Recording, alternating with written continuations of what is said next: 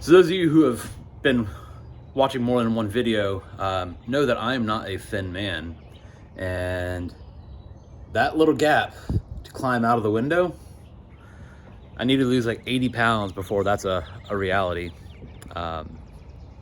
or do the option B. I'll do option B. All right, so I ended up getting the Xbull 3500. I think it's comparable to the Harbor Freight 3,000 pound winch. It's just a matter of, I guess, what you're really trying to do with it. Come on, Luke, get out of the way. Hey, all right, dog tax, okay.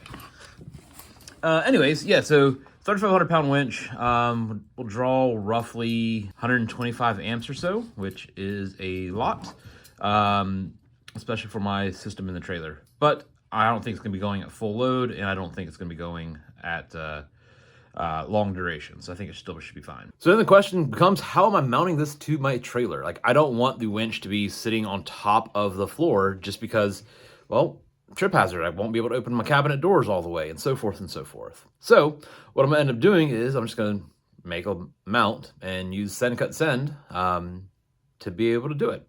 So bottom of the trailer, underneath is gonna be a plate. It's gonna be held on with a couple screws to the decking of the floor of the trailer. We'll have the floor, and then on top of that, we'll have another plate. So basically sandwiching our 3/4 inch plywood floor with steel and bolting that together. So bottom plate will have threads, and it will stay permanently in the trailer, on the trailer rather. And then the top plate will have the winch mounted to it, and I can pull it off to the side and move it out of the way as I need. But anyways, let's go ahead and open the winch up and see what spacing we need. All right, so got the fair lead kind of bolted on. This is where I can start saying things about the product. The ability to bolt the fair lead on, generally you'd want to have a lock washer in here, but I barely have enough for like 2 threads of engagement. Same thing on the other side. All right, so I flipped it around. Gives me a little bit more clearance, but again, it's just not, it's not the right application. Anyways, this is what it's going to look like assembled. Wish I didn't have this metal thimble and hook combination. I wish I had a soft shackle there, but good enough for now. This fair lead is just bad design or bad bolts. And yeah, now I do have a little bit of space back here. Cool. But now it's time to go ahead and start the CAD. All right, so we got our M8 125s tapped, and then because I like metric and standard being on the same project, this is 3/8/16. Wasn't thinking about this when I did it, but here we are.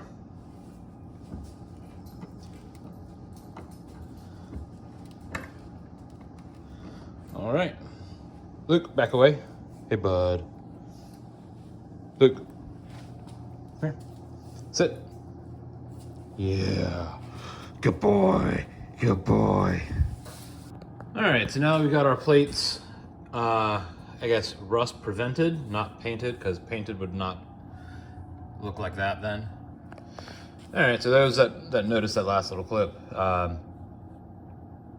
yeah, you got to put the plate on first. Otherwise, these screws can't go in from the back, so oops. All right, so if you are doing this method, you're just gonna have to unspool a little bit of the line to be able to get yourself a ratchet and an adapter to get in there and tighten it down. And then drop stuff. All right, so got our plate on now. Now it's time to go ahead and start some of the wiring side of things. Make it pretty easy, blue and yellow. We have a yellow and a blue. Don't go off of the ring terminal, because that's just for the size wire. So blue to blue, yellow to yellow, terminal, washer, or there'll be washer, terminal, washer, nut. Now snug these down. I might end up making something to mount this to. A smarter person would have made this extend, but then that would make this heavier, and I don't really need it. So I'm not too worried about it for this first little bit. And then obviously this side of things is positive, negative. That will go to my winch, or sorry, to my batteries. I actually am going to get some proper size alligator clips or clamps for this, because I don't want to have this permanently attached to my battery, because this is going to go straight to my battery before my cutoff. So here we are again with yet another time Jordan's oversight or not thinking enough has caused an issue. So I went ahead and bolted the plate on for the winch. Cool. All that clearance. Fantastic. Not all that clearance. Not fantastic. And because I made these plates as a top and bottom set, like 85 bucks.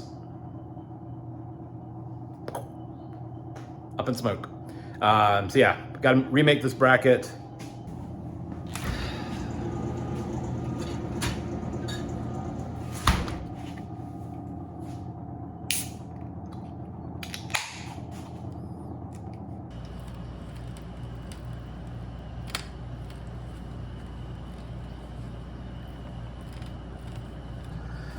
All right, so went ahead and got the new plates on, rewired it back up, did test it.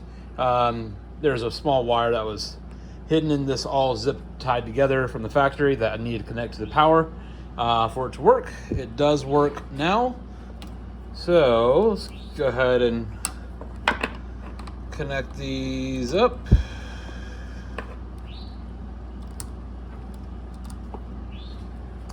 And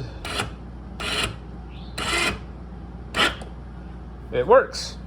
So the part that I want to make sure is this center line of the winch is mounted as close to center line with this tow hook as I can. So basically, center of that tow hook to the outside of my wheel is 30 inches. So I can go ahead and center the car up in the trailer. I know I'm basically 30 inches from the driver's side in to my tow hook. All right, so here we are at the trailer. I went ahead and spooled out most, not all. I think I've got like 5 wraps still on the drum. And it gets me to where I need to be, so that's great. Initial plan was to be able to go up here.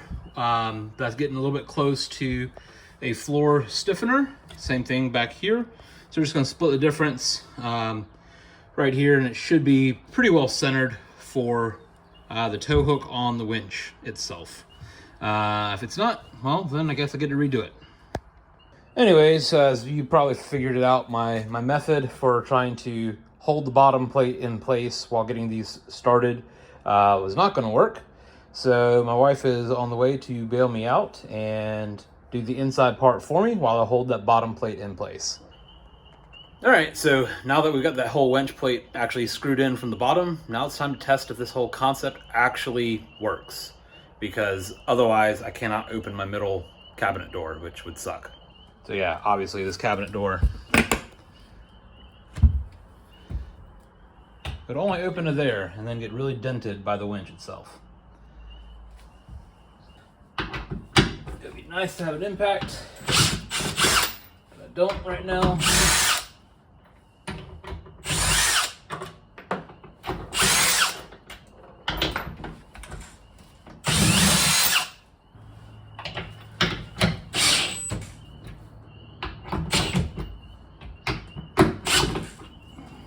So it works, which is awesome.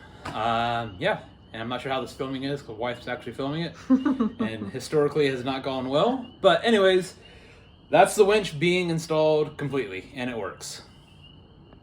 All right, so anyways, winch can be mounted, can be taken off. Everything goes back to its place, so that's awesome. Cover's now on our little fuse box, and yeah, alligator clips for the winch.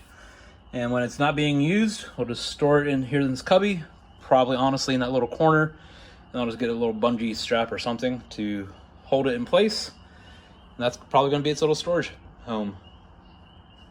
All right, so that's the end of this episode. I think this is episode 2 or 3, I don't really remember anymore. But yeah, so all of our lights are in, all of our outdoor and indoor lights are in rather. We've got our charger for the laptop and phones and whatnot. We've got our winch now installed, which that was the big one for me. And the final thing that we're gonna be doing on this is solar. So solar is gonna be coming down from that side. It's come down, there'll be a charge controller in that cabinet as well. And that's gonna hopefully keep our battery topped off in between weekends.